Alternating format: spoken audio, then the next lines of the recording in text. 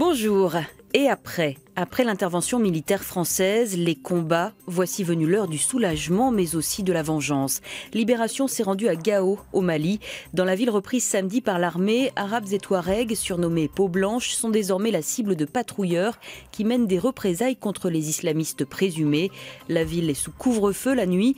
La journée, les habitants apprécient pour autant la liberté retrouvée, pouvoir fumer sans être battu sur la place publique, pouvoir circuler sans voile, sans risquer sa vie.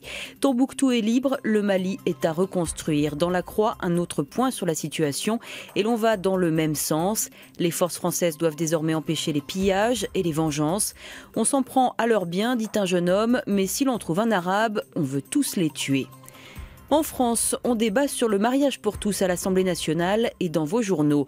Le Figaro se positionne plutôt contre et met en garde. Derrière le texte de loi, Christine Taubira prépare l'autorisation des mères porteuses, dit le journal, s'appuyant sur une circulaire.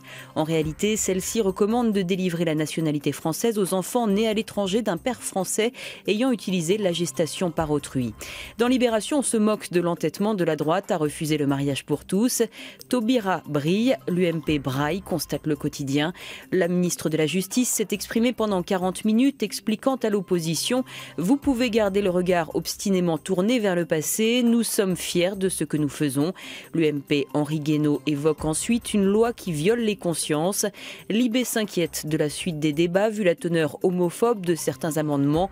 L'un d'entre eux propose ainsi de permettre aux parents d'exclure l'adoption de leur enfant par un couple homo.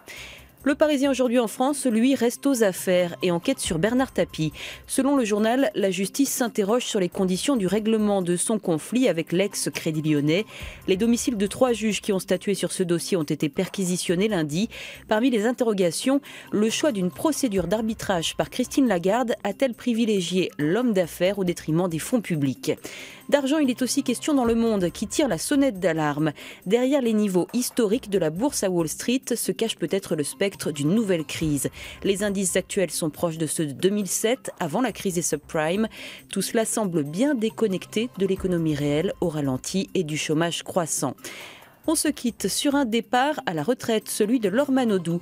La presse salue la nageuse ce mercredi alors qu'elle devrait annoncer sa décision ce soir sur un plateau télé. Bonne lecture et à demain.